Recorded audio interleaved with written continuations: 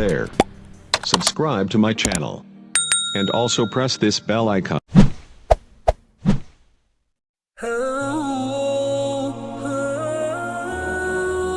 السلام علیکم ورحمۃ اللہ وبرکاتہ۔ ان الحمد للہ والصلاة والسلام علی رسول اللہ، اشہد ان لا الہ الا اللہ واشہد ان محمدا عبدہ ورسولہ، اما بعد۔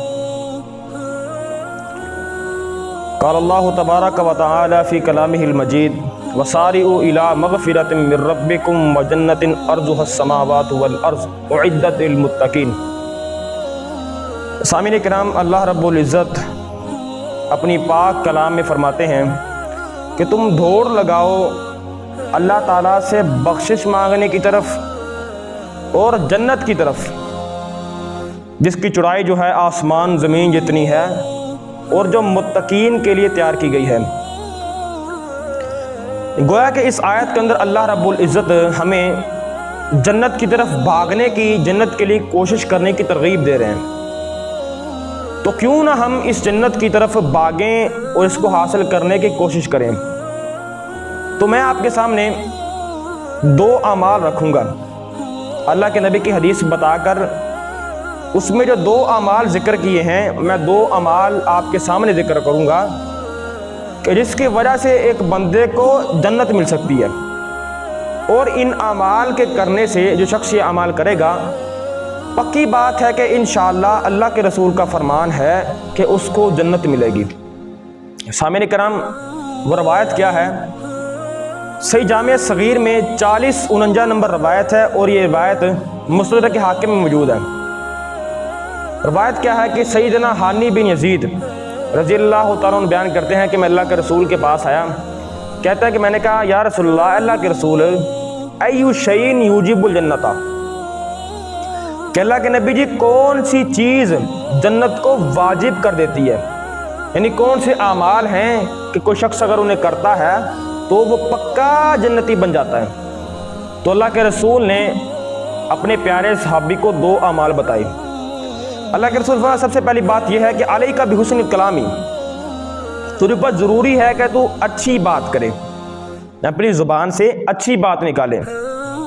تو یہ سب سے پہلا عمل اللہ کے رسول نے فرمایا کہ اگر تم یہ کرو گے تو تمہیں جنت ملے گی، کہ تم نے اچھی بات کرنی ہے، زبان سے بری بات نہیں نکالنی۔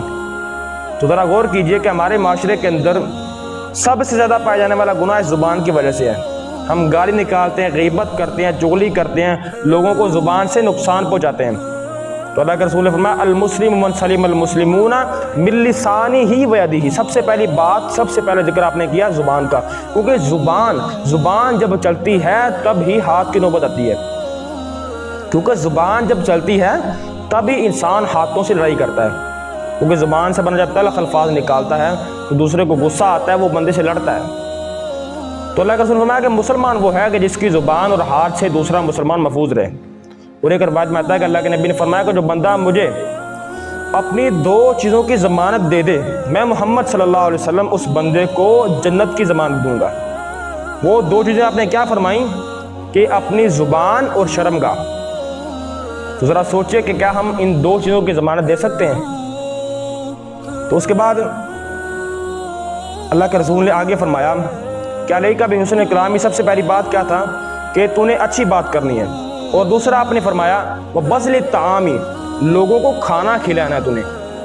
اور یہ عمل تو ہم میں بالکل نہیں پایا جاتا۔ ہم تو کسی غریب کو 1 روپیہ بھی نہیں دیتے، کیونکہ ہم دنیا سے بہت محبت کرتے ہیں، ہم کہتے ہیں کہ ہمارا پیسہ ختم ہو جائے گا۔ اللہ کے رسول ما نقصت صدقۃ من مالنا، کہ صدقہ ہمارے اعمال میں کمی نہیں کرتا بلکہ ہمارا اعمال بڑھایا جاتا ہے۔ تو لوگوں کو کھانا کھلانا، کوئی غریب ہے، کوئی مسکین ہے، آپ کا ہمسایہ، اس کے پاس کھانے کو کچھ نہیں ہے، آپ اس کو کھانے کو دیں اور لوگوں کی ضروریات کو پورا کریں، کیونکہ اللہ کے رسول نے فرمایا کہ جو بندہ دنیا کے اندر کسی مسلمان کی مصیبت کو دور کرتا ہے، اس کے کام آتا ہے، اللہ رب العزت قیامت کے دن اس سے بڑی بڑی مصیبت کو دور کر دے گا۔ تو حضرات یہ دو عمل ہیں، خلاصہ یہ ہے کہ دو عمل ہیں، آپ نے یہ دو عمل کرنے ہیں۔ ان دو عملوں کی وجہ سے گارنٹی یہ ہے، اللہ کے نبی کا فرمان ہے کہ بندے کو جنت ملے گی۔ تو اللہ تعالیٰ سے دعا کہ اللہ تعالیٰ میں اپنی زبان کی حفاظت کرنے اور لوگوں کو کھانا کھلانے کی توفیق عطا فرمائے. آمین. وما علینا الا البلاغ المبین. والسلام.